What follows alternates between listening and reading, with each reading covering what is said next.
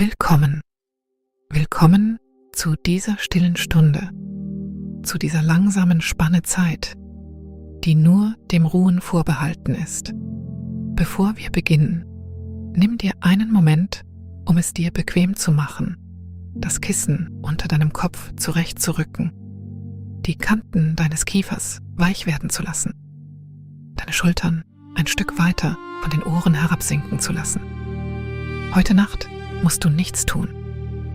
Nichts musst du dir merken. Nichts musst du lösen. Die Geschichte trägt sich selbst voran. Und du bist nur hier, um zuzuhören, um zu treiben, um sanft von einem weichen Augenblick zum nächsten geführt zu werden. Atme langsam durch die Nase ein und wieder aus. Länger als der Atem, den du genommen hast. Und noch einmal.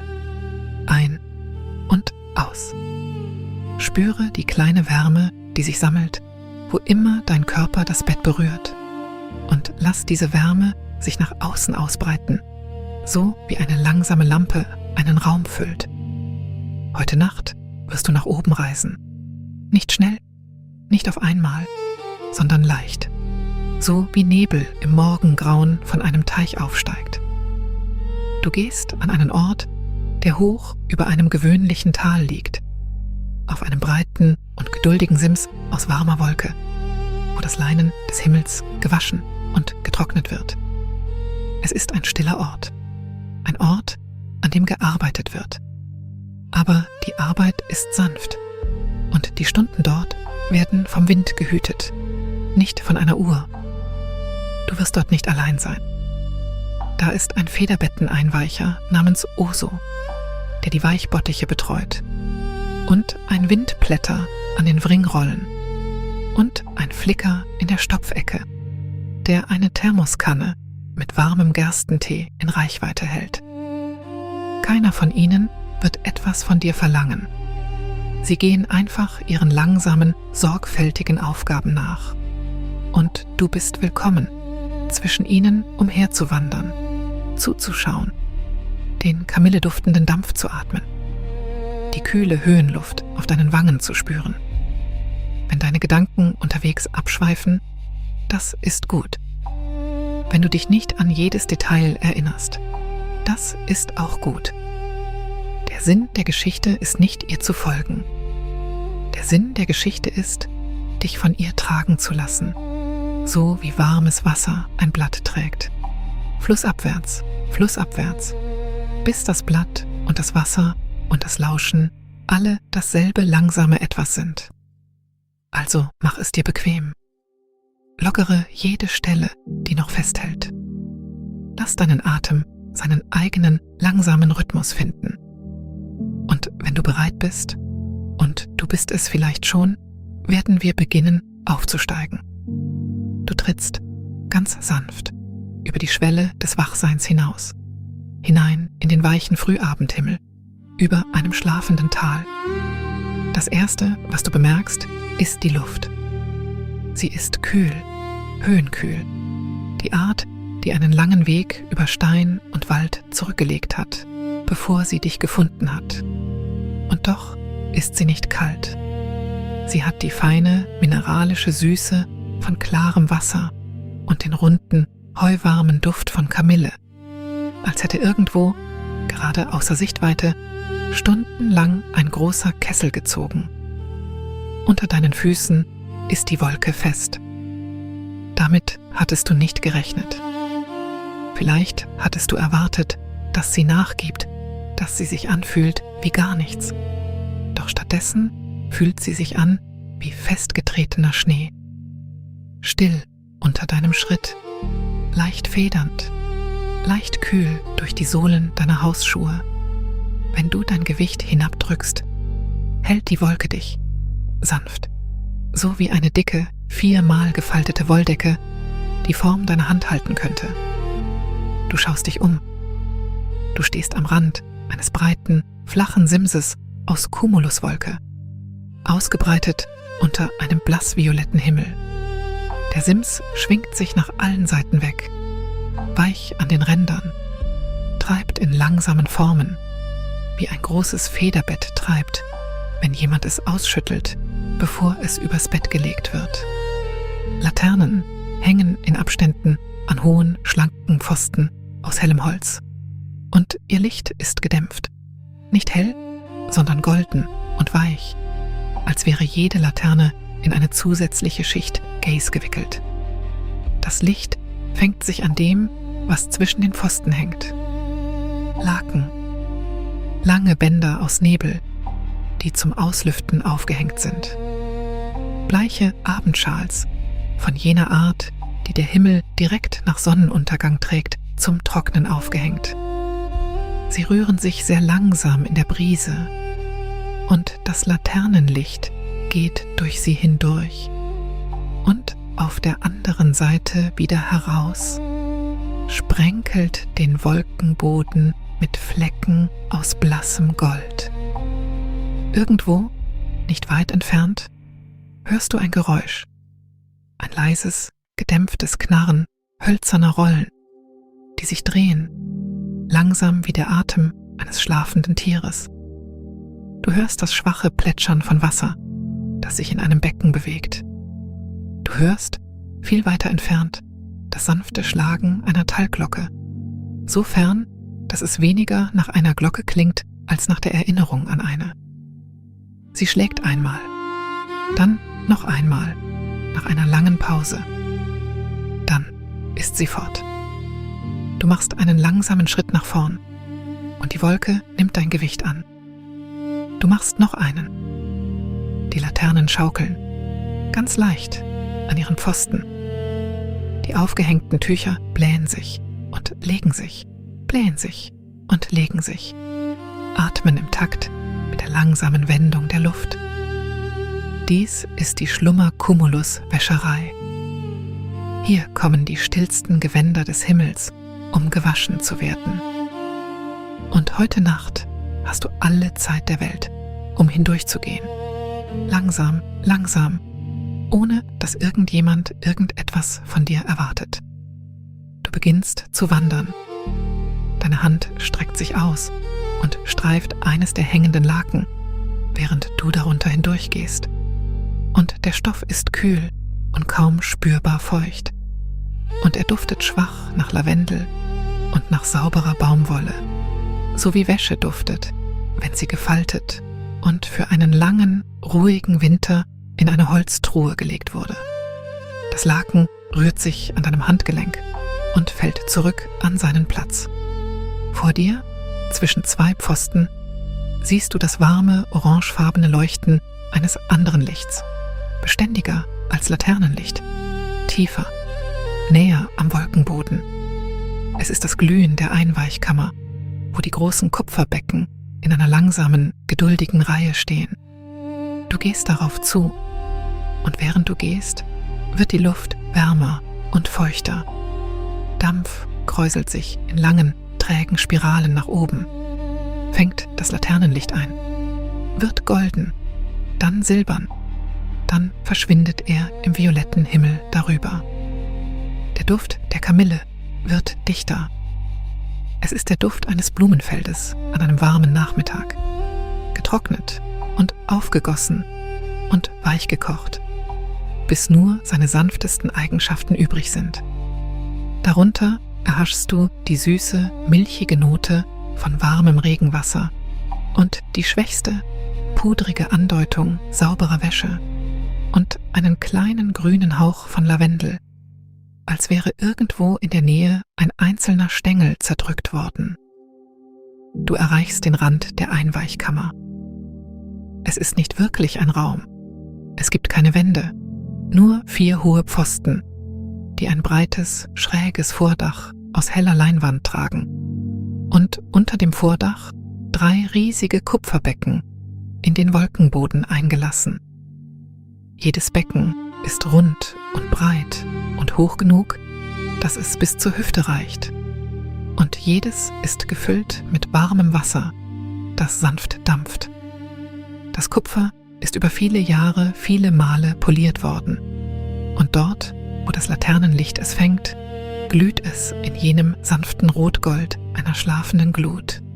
Eine Gestalt bewegt sich langsam zwischen den Becken. Das ist Oso, der Federbetteneinweicher. Du kannst ihn jetzt deutlich sehen. Eine ruhige, rundschultrige Person in einer langen, weichen Schürze in der Farbe von Haferbrei, mit bis zum Ellbogen aufgekrempelten Ärmeln und im einfachen, lockeren Knoten zurückgestecktem Haar.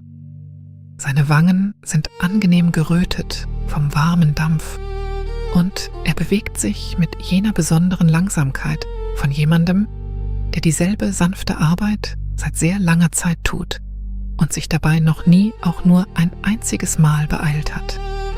In seiner Hand hält er eine lange, hölzerne Kelle, glatt wie ein Flusskiesel von den Jahren des Gebrauchs. Er senkt die Kelle in das erste Becken und rührt einmal langsam in einem weiten Kreis. Das Wasser verschiebt sich. Der Dampf steigt in einer dichteren Kräuselung auf. Dann wird er wieder dünner. Oso hebt die Kelle, fühlt den hölzernen Griff und dann neigt er die Wange dem Dampf entgegen und atmet ihn ein. Nur kurz, gerade so lange, um zu wissen, dass die Temperatur stimmt. Er nickt, das kleinste Nicken, niemandem im Besonderen, und legt die Kelle quer über den Rand des Beckens. Dann bemerkt er dich, aber er erschrickt nicht und er ruft nichts. Er schenkt dir einfach jene Art von Nicken, die jemand schenkt, wenn er sich freut, dass du gekommen bist, und kehrt dann zu seiner Arbeit zurück. Denn seine Arbeit ist sanft und es gibt keinen Grund, sie für eine Begrüßung zu unterbrechen, und du trittst ein wenig näher.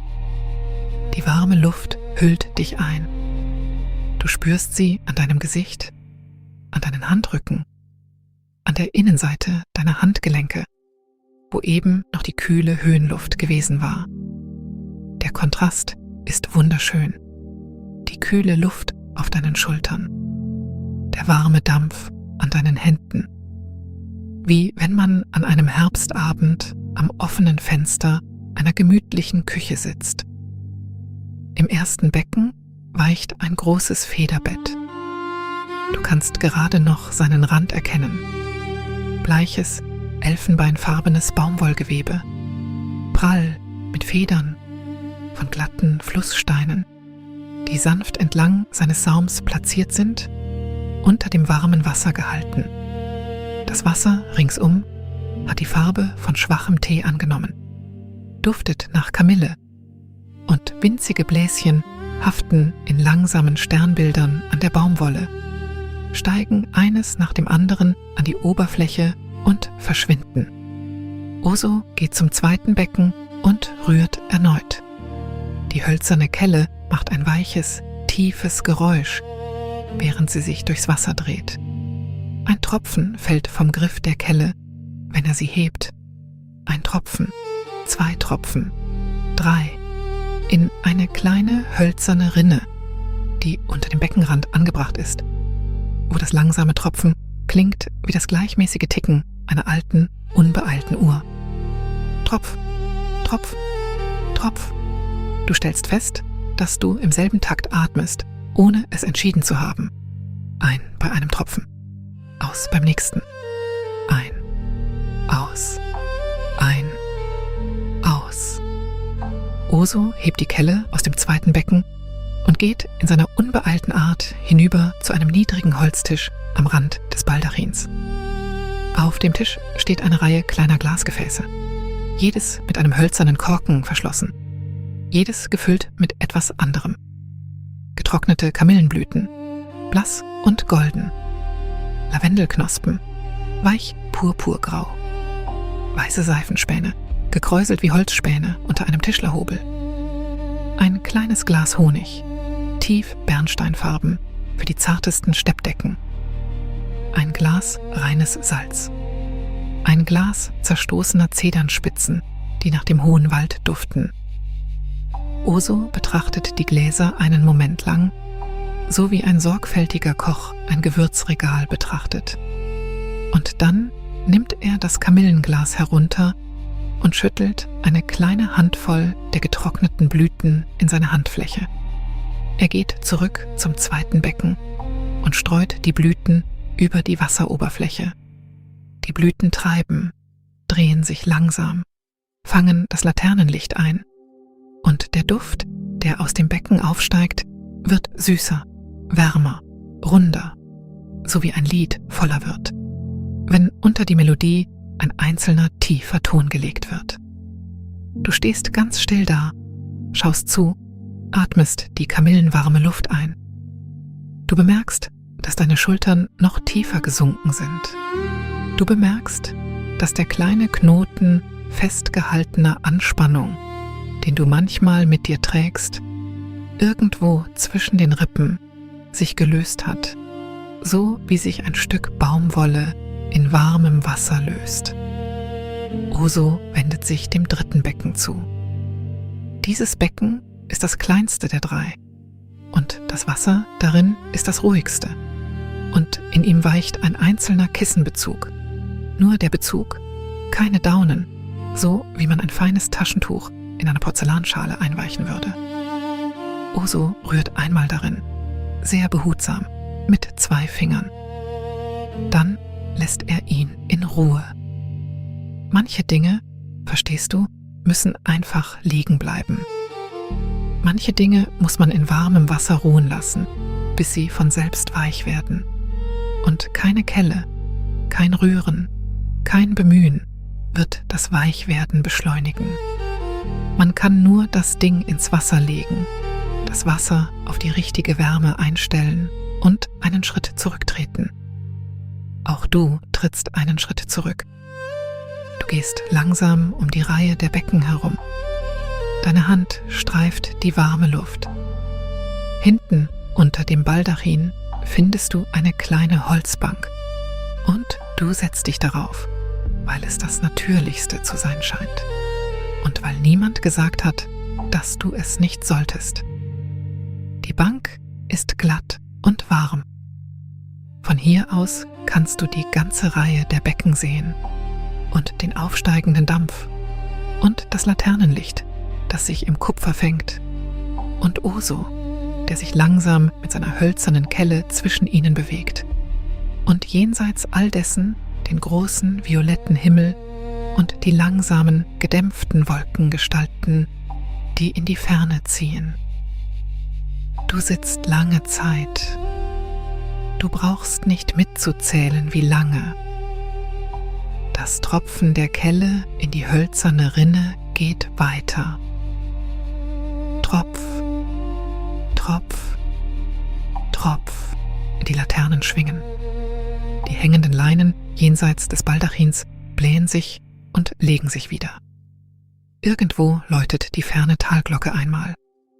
Dann nichts. Dann noch einmal, nach einer langen Pause, nur noch eine Erinnerung an eine Glocke. Nach einer Weile, du könntest nicht sagen, wie lange, hebt Oso die Kelle und legt sie behutsam quer über den Rand des ersten Beckens. Und er wischt sich die Hände an der Vorderseite seiner haferfarbenen Schürze ab. Es ist Zeit, verstehst du, das erste Federbett vom Einweichbecken zur Wringmaschine zu bringen. Aber diese Arbeit verrichtet Oso nicht allein. Er geht zum Rand des Baldachins und nimmt ein kleines Messingdreieck von einem Haken dort. Und er schlägt es einmal mit einem hölzernen Klöppel an.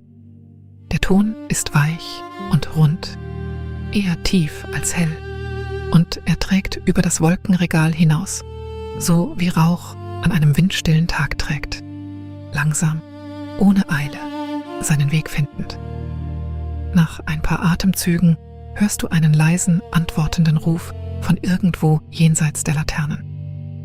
Es ist die Windblätterin, die zurückruft. Nicht in Worten, nur ein tiefer, summender Laut, wie der Laut, den ein Mensch macht, wenn er sich freut, zu leichter Arbeit gerufen zu werden. Die Windblätterin trifft ein, schreitet die Reihe der Laternen entlang, duckt sich behutsam unter den hängenden Leinen hindurch.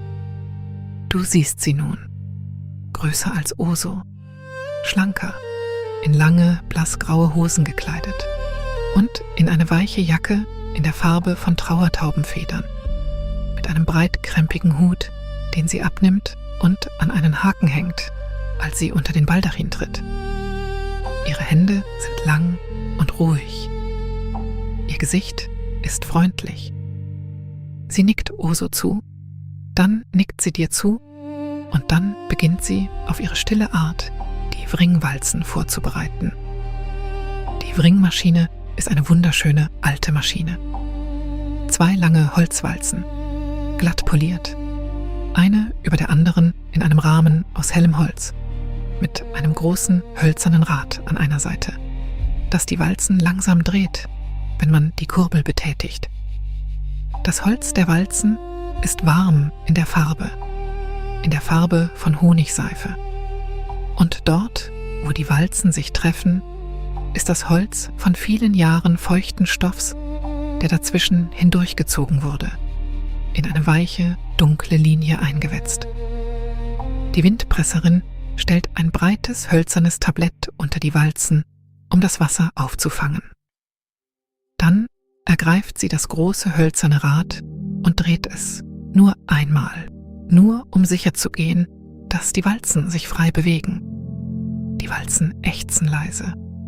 Ein tiefes, gütiges Knarren. Die Art Klang, die ein altes hölzernes Boot macht, wenn es sich an seinem Liegeplatz bewegt.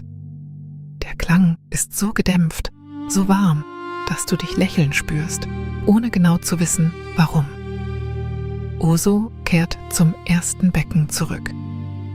Sie heben die glatten Flusssteine vom Saum des Federbetts und legen sie einen nach dem anderen auf den Rand des Beckens, wo sie kleine, klirrende Geräusche am Kupfer machen. Dann beginnt Oso langsam mit beiden Händen das Federbett aus dem Wasser zu heben. Das Federbett ist schwer, natürlich, schwer vom warmen Wasser, prall wie ein Brotlaib, sanft in der kühlen Luft dampfend. Aber Oso müht sich nicht ab. Sie haben viele Federbetten gehoben, in vielen langsamen Stunden, über viele stille Jahre. Und sie wissen genau, wie sie den Stoff in ihren Armen sammeln müssen, damit das Gewicht ausgewogen ist und die Baumwolle sich nicht dehnt. Sie wiegen es, wie man ein schlafendes Kind wiegt, dicht an der Brust, von unten gestützt, mit beiden Armen darum geschlungen. Die Windpresserin tritt vor, um zu helfen. Gemeinsam tragen die beiden das Federbett zur Wringmaschine, in langsamem, sorgfältigem Schritt gehend, während Wasser in weichen, dicken Tropfen auf den Wolkenboden tropft. Die Tropfen versinken nicht in der Wolke. Sie sitzen oben auf, wie Tau auf einer dicken Decke, und dann, nach einem Augenblick, werden sie ganz leise aufgenommen und hinterlassen keine Spur. Sie legen das Federbett in das breite, hölzerne Tablett unter den Walzen. Sie richten die Ränder gerade. Die Windpresserin ergreift das große Rad und Oso ergreift die vordere Kante des Federbetts. Und gemeinsam beginnen sie. Die Windpresserin dreht das Rad. Langsam, langsam. Eine halbe Umdrehung nach der anderen. Die Walzen beginnen in ihrer tiefen, warmen Stimme zu knarren. Das Federbett wird zwischen sie gezogen. Wasser strömt von den Walzen herab. Keine Flut, sondern ein dichtes, gleichmäßiges Fallen warmen Wassers, das in das hölzerne Tablett darunter platscht und eine frische Wolke aus kamillenduftendem Dampf aufsteigen lässt. Der Dampf steigt um dich auf, um die Windpresserin, um Oso, bis das ganze Baldachindach golden und feucht und warm zu leuchten scheint. Du kannst das kleine, rhythmische Trippeln von Wasser auf Holz hören. Du kannst das lange Knarren der sich drehenden Walzen hören. Du kannst Osos leisen Atem hören, während sie den Stoff hindurchführen. Du kannst das langsame, gleichmäßige Atmen der Windpresserin hören, während sie das Rad kurbelt. Du kannst das kleine Plumpsen hören, wenn eine schwere Falte feuchten Federbetts auf der anderen Seite der Walzen landet und in einen sauberen Weidenkorb gesammelt wird. Das Federbett wird einmal durch die Walzen geführt. Dann wird es gefaltet und noch einmal hindurchgeführt. Dann noch einmal. Jedes Mal, wenn es hindurchgeht, kommt weniger Wasser heraus und der Stoff wird leichter und der Dampf wird dünner und die Walzen knarren leiser. Beim dritten Durchgang tropft das Federbett nicht mehr, sondern ist nur noch feucht, schwer und warm und feucht, so wie ein Handtuch feucht ist, nachdem es benutzt und 1 Stunde lang am Feuer aufgehängt wurde. Oso hebt das ausgewrungene Federbett in den Weidenkorb und legt es dort hinein. Sie glätten seine Oberfläche mit der flachen Hand, 3 langsame Striche, von oben nach unten, und der Stoff legt sich unter ihrer Handfläche zurecht, wie sich ein kleines Tier zum Schlafen zurechtlegt. Du hörst das sanfte Plumpsen, Plumpsen, Plumpsen, während Oso die feuchten Daunen durch die Baumwolle flach klopfen, sie ebnen, etwaige Klumpen suchen und sie behutsam mit dem sorgfältigen Drücken ihrer Finger sanft auseinanderlösen. Die Windpresserin tritt vom Rad zurück. Sie holt langsam tief Luft und lässt sie wieder hinaus, lächelnd. Sie nimmt ein kleines Tuch aus ihrer Tasche und wischt sich die Hände ab. Oso nickt ihr zu. Die Windpresserin nickt zurück. Keine Worte. Nicht nötig. Du sitzt auf der warmen Holzbank und siehst all dem zu. Du spürst irgendwo tief in deiner Brust, wie der warme Dampf und das langsame Knarren der Walzen auch dich weich gemacht haben. Du fühlst dich, als wärst auch du langsam zwischen 2 warme, hölzerne Zylinder gezogen und sanft von einem Gewicht befreit worden, von dem du gar nicht gemerkt hattest, dass du es getragen hast. Nach einer langen, behaglichen Pause setzt die Windpresserin ihren Hut wieder auf. Sie hebt den Weidenkorb hoch, mit Leichtigkeit, denn das Federbett ist nun viel leichter als zuvor, und trägt ihn unter dem Baldachin hervor, duckt sich wieder unter die hängenden Leinen, geht den langen Pfad der Laternen hinunter Richtung Trockengalerien.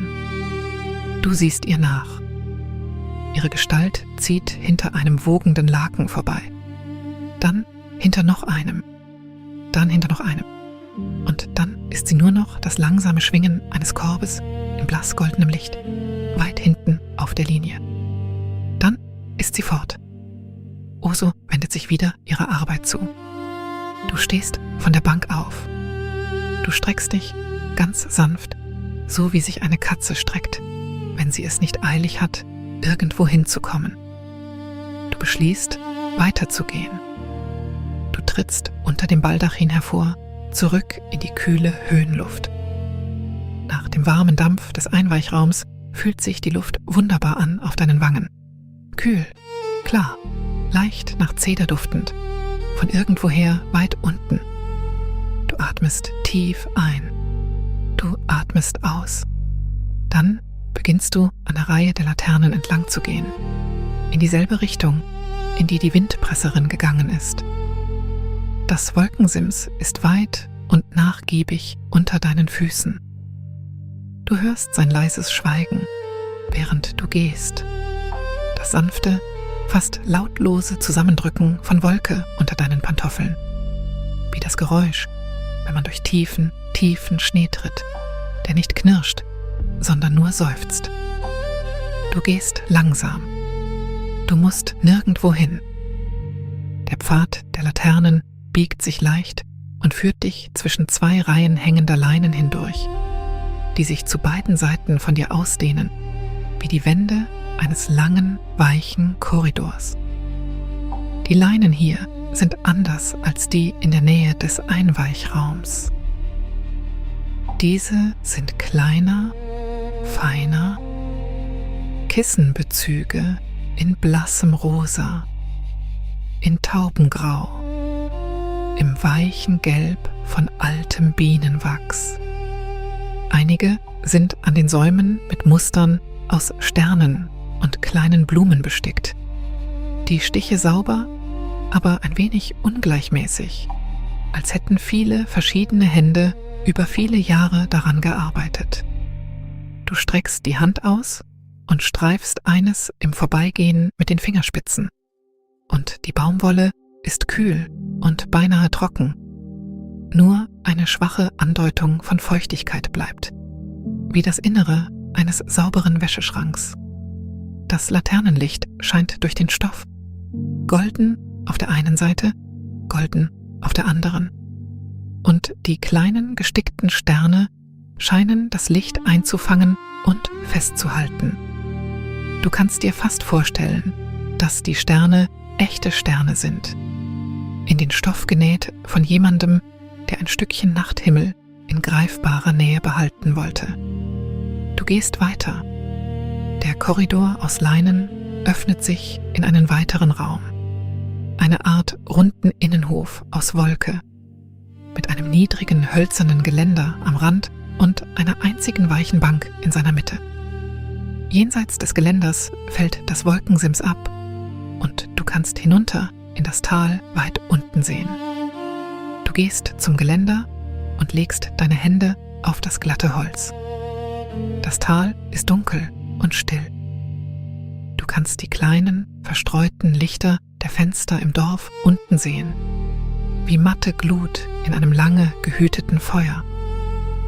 Du kannst das tiefere Schwarz eines Flusses sehen, der sich durch den Talgrund windet und hier und da winzige Funken Sternenlicht einfängt. Du kannst, ganz schwach, die sanften, runden Formen von Hügeln erkennen, die sich in andere Hügel falten, und dahinter einen verwischten Schimmer ferner Berge, so weit weg, dass sie fast die Farbe des Himmels haben. Und du kannst, ganz schwach, wieder die Talglocke hören. Ein langsamer Ton, dann eine lange Pause, dann noch einer. Sie ruft niemanden. Sie markiert nur sanft die Stunde, für alle, die zufällig zuhören. Du lauschest. Du spürst die kühle Luft an deinem Gesicht. Du spürst das warme Holz unter deinen Handflächen. Du spürst die weiche Wolke unter deinen Füßen.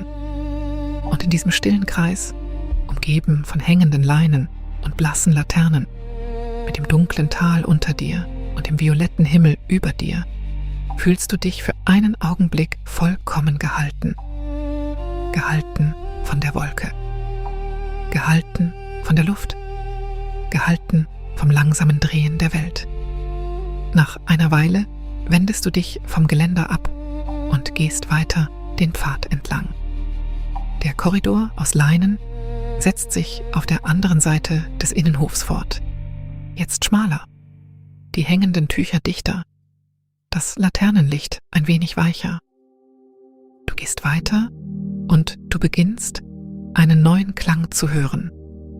Ein leises, warmes Summen. Es ist die Art von Summen, das ein Mensch macht, ohne wirklich darüber nachzudenken, wenn die Hände mit kleiner, sorgfältiger Arbeit beschäftigt sind und eine Melodie irgendwo aus dem Inneren aufsteigt und hinaus in die Luft wandert. Du kommst zu einer kleinen Nische aus Wolke, etwas abseits vom Hauptpfad, an 3 Seiten von hängenden Steppdecken abgeschirmt. In der Nische sitzt die Flickerin, im Stopfwinkel.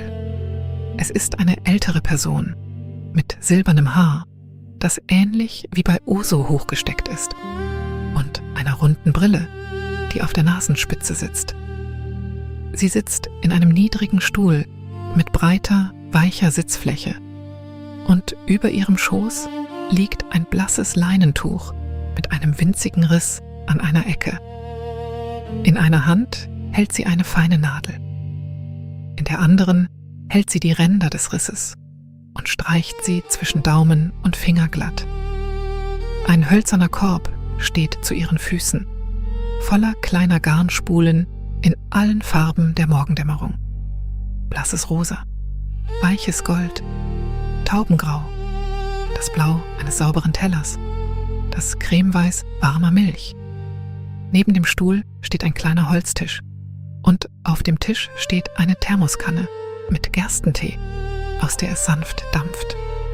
Die Flickerin sieht auf, als du kommst, und sie lächelt und sie nickt und sie wendet sich wieder ihrer Näharbeit zu, was die natürliche und richtige Sache ist. Du trittst in die Nische und setzt dich auf einen kleinen Holzschemel, der genau zu diesem Zweck dort hingestellt worden zu sein scheint. Die Flickerin arbeitet langsam. Du beobachtest ihre Finger. Die Nadel taucht ins Tuch hinab und der Faden folgt. Die Nadel steigt wieder auf und zieht den Faden in einer weichen, ordentlichen Schlaufe nach oben. Hinunter und hinauf, hinunter und hinauf. Jeder Stich ist klein, jeder Stich ist sauber. Der Riss im Leinen beginnt sich zu schließen, so wie sich eine kleine Wunde in zarter Haut mit der Zeit schließen mag, ohne Aufhebens, ohne Spur, nur mit Geduld. Die Flickerin summt bei der Arbeit. Die Melodie ist keine, die du kennst, aber es ist eine Melodie, die nicht gekannt werden muss. Sie kehrt sanft zu sich selbst zurück. 3 Töne hinauf, 2 Töne hinab. Eine Pause, 3 Töne wieder hinauf, so wie ein kleiner Vogel am frühen Abend vor sich hinsingen mag, wenn niemand zuhört.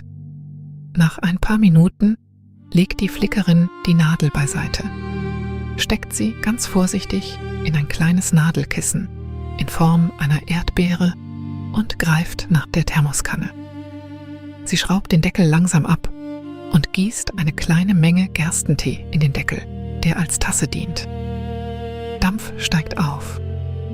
Der Geruch ist warm und körnig und ganz leicht süß, wie der Geruch einer Küche, in der Brot aufgeht. Sie reicht dir den Deckel. Du nimmst ihn. Der Deckel ist warm in deiner Hand. Du hebst ihn an die Lippen und nimmst einen Schluck. Der Tee ist mild, kaum süß, leicht nussig, sanft auf der Zunge, warm den ganzen Weg hinunter. Du spürst, wie er sich in deine Brust ausbreitet. Ein kleines Band aus Wärme. Und du spürst, wie deine Schultern noch eine kleine Stufe weicher werden. Die Flickerin gießt sich eine zweite Menge in eine kleine eigene Tontasse und nippt langsam daran, während sie zusieht, wie das Laternenlicht über die hängenden Steppdecken spielt. Du trinkst deinen Tee. Sie trinkt ihren. Keine Worte fallen zwischen euch. Nur die kleinen, vertrauten Geräusche zweier Menschen, die warmen Tee in einer weichen Nische trinken, während das Wolkensims unter den Füßen leise schweigt und die Laternen oben schaukeln. Als der Tee getrunken ist, stellst du den Deckel zurück auf den kleinen Holztisch. Die Flickerin schraubt die Thermoskanne zu. Sie nimmt die Nadel wieder auf. Sie beginnt zu nähen. Und du sitzt noch eine Weile da, schaust zu, atmest und lässt den warmen Tee in dir nachwirken. Nach einer langen, stillen Weile stehst du auf. Du sagst nicht Lebewohl, so macht man das hier nicht. Du legst nur kurz und leicht deine Hand auf die Schulter der Flickerin. Sie hebt ihre eigene Hand und klopft dir sanft auf die deine, ohne von ihrer Näharbeit aufzusehen. Und dann trittst du aus der Nische zurück auf den Pfad der Laternen. Der Pfad biegt erneut ab. Du gehst eine Weile und dann beginnst du etwas Neues zu riechen. Es ist der grüne, süße Duft von Lavendel, jetzt viel stärker als zuvor. Du folgst ihm. Der Pfad führt dich zu einer niedrigen, breiten, hölzernen Presse, die auf einer kleinen Plattform aus Wolke steht. Die Presse ist geöffnet. Daneben steht ein Bastkorb mit frischem Lavendel, lange, blasse Stängel, in lose Bündel gebunden, ihre violetten Köpfe noch weich, ihre Stiele noch leicht grün. Das muss die Lavendelpresse sein.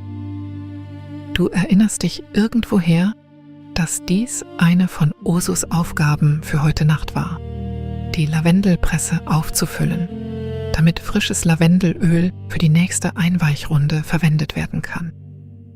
Wie vom Gedanken herbeigerufen, hörst du leise Schritte hinter dir und du drehst dich um und da ist Osu, der langsam den Pfad entlang kommt, ein frisches Bündel Lavendel unter einem Arm.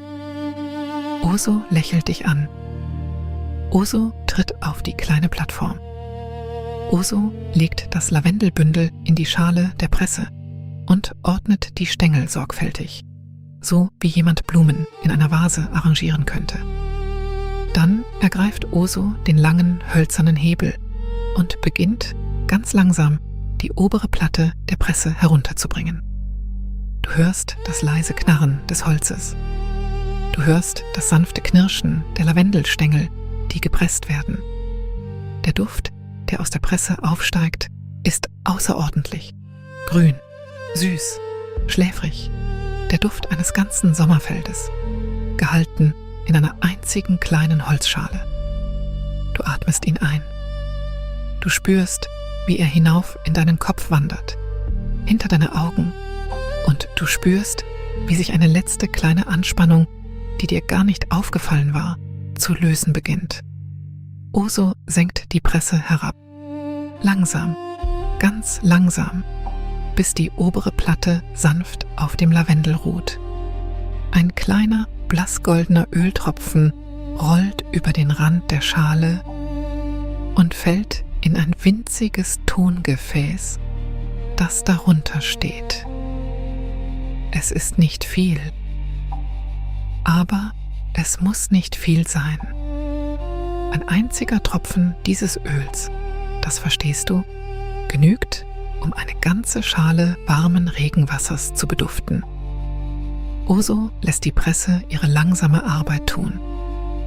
Sie wenden sich dir zu und winken dich freundlich mit einer Hand heran. Komm, geh ein Stück mit mir.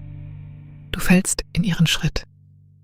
Ihr Tempo ist langsamer, als deines von Natur aus wäre. Doch du stellst fest, dass es leicht zu halten ist. Es ist sogar leichter als dein eigenes Tempo. Du fragst dich für einen kurzen Augenblick, warum du jemals schneller gehst als so.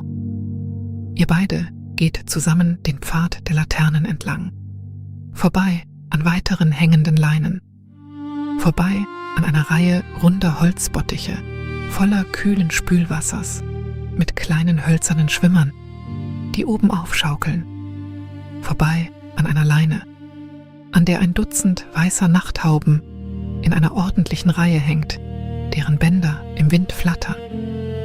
Der Windpresser ist dort, an einem langen Holztisch, und schüttelt sanft eine kleine Steppdecke aus, um ihr Gewicht zu prüfen. Sie nicken, als ihr vorbeigeht. Du nickst zurück. Hinter dem Tisch erreichst du die großen Trockengalerien. Sie sind das Herz der Wäscherei. Lange, offene Säulengänge aus Wolkenpfosten, bespannt mit Leine über Leine frischer Wäsche, die im langsamen Wind schwingt. Federbetten, Kissenhüllen, Steppdecken, Nebelbänke, gehalten an ihren sanftesten Rändern. Morgendunst, mit Holzklammern befestigt. Abendschals in jedem Ton, von Rosé bis Indigo. Die Galerien scheinen sich endlos zu ziehen. Das Laternenlicht leuchtet durch alles hindurch. Weich und golden und geduldig. Das feuchte Federbett, das der Windpresser vorhin fortgetragen hat, hängt nun zwischen zwei Wolkenpfosten an der nächsten Leine. Osu geht hin und legt eine flache Hand auf die Baumwolle. Sie schließen die Augen. Sie fühlen nach feuchten Stellen, nach irgendeinem Ort, an dem die Daunen verklumpt sind, nach irgendeiner Naht, die zu viel Wasser hält. Sie gehen langsam die Länge des Federbettes entlang, die Hand an das Tuch gepresst, so wie jemand die Stirn eines schlafenden Kindes fühlen mag. Als sie das andere Ende erreichen, nicken sie zufrieden. Das Federbett trocknet gut. Sie geben ihm einen einzelnen sanften Klaps, Plumps, und die Daunen darin verschieben sich und legen sich. Plumps, Plumps. 3 kleine, gleichmäßige Klapse entlang der unteren Kante.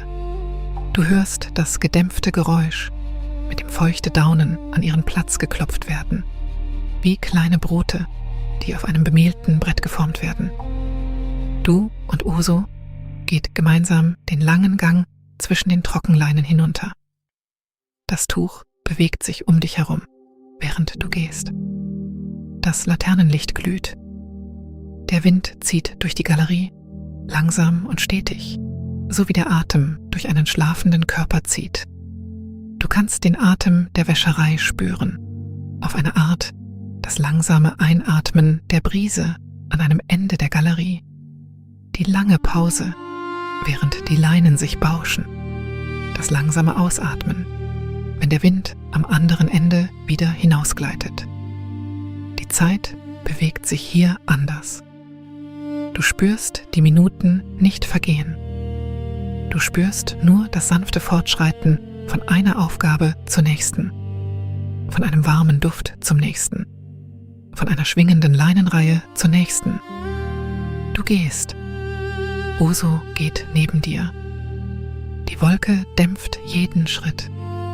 Du durchquerst einen Abschnitt der Galerie, in dem kleine Steppdecken trocknen. Decken, zusammengesetzt aus winzigen Stoffquadraten. Jedes Quadrat in einer anderen weichen Farbe. Jedes mit seinem eigenen leisen Duft. Eine Decke riecht nach Zeder. Eine riecht nach getrocknetem Apfel. Eine riecht nach Brot. Eine riecht einfach nur nach sauberer Baumwolle, ohne jede weitere Note. Du bewegst dich zwischen ihnen wie jemand, der durch einen langsamen Garten geht und jeden Duft der Reihe nach einatmet. Am anderen Ende dieses Abschnitts kommst du an eine Stelle, an der sich die Galerie wieder weitet. Und dort, auf einem niedrigen Holztisch, liegt ein einzelnes, frisch durchzogenes Federbett, einmal sauber zusammengelegt, wartend. Oso bleibt hier stehen.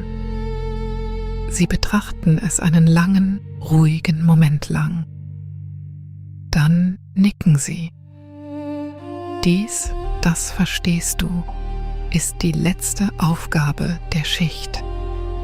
Dieses Federbett ist eingeweicht, ausgewrungen und teilweise getrocknet worden.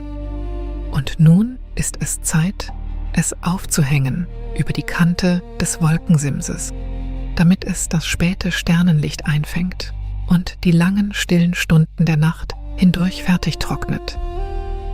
Oso hebt das zusammengelegte Federbett in beide Arme. Sie tragen es an den äußersten Rand des Wolkensimses, wo eine besondere Leine zwischen 2 hohen, schlanken Pfosten gespannt ist. Die Leine verläuft genau über der Brüstung, sodass das Federbett, wenn es hängt, hinaus über das dunkle Tal weht, dem offenen Himmel ausgesetzt. Oso schüttelt das Federbett aus. Einmal, langsam. Das Tuch öffnet sich wie ein großer, blasser Flügel. Dann legen sie es über die Leine, streichen die Ränder glatt, richten die Ecken aus und klopfen es sanft, damit die Daunen darin sich setzen. Plumps, plumps, plumps. Das Federbett hängt, prall und blass, und schwingt ganz leicht in der langsamen Brise. Darüber hat sich der Himmel von Violett zu Indigo vertieft, und die ersten echten Sterne beginnen sich zu zeigen. Einige von ihnen sind hell, weiß, scharf. Die meisten sind weich, verstreut, gedämpft, so wie Sterne eben sind, wenn die Nacht noch sehr jung ist. Während du hinaufschaust, erscheinen mehr von ihnen, einer nach dem anderen, so wie Nadelstiche, einer nach dem anderen, in einem dunklen Tuch erscheinen mögen, das gegen eine Lampe gehalten wird. Oso steht neben dir an der Brüstung. Sie legen die Hände auf das glatte Holz. Sie nehmen, einen langen, langsamen Atemzug der kühlen Höhenluft. Du tust dasselbe. Du spürst, wie sich deine Brust hebt und du spürst, wie sie sich senkt. Du spürst deinen Herzschlag, langsam und gleichmäßig, irgendwo still in deinen Rippen. Unten ist das Tal nun vollständig dunkel. Die kleinen Fenster des Dorfes werden schwächer, weniger, während die Menschen dort beginnen, ihre Lichter zu löschen und zu Bett zu gehen. Der Fluss ist ein dünner, silberner Faden. Die fernen Hügel sind nur noch die Andeutung von Hügeln. Irgendwo läutet die Talglocke einmal, langsam, und schweigt dann für eine sehr, sehr lange Zeit. Oso wendet sich dir zu.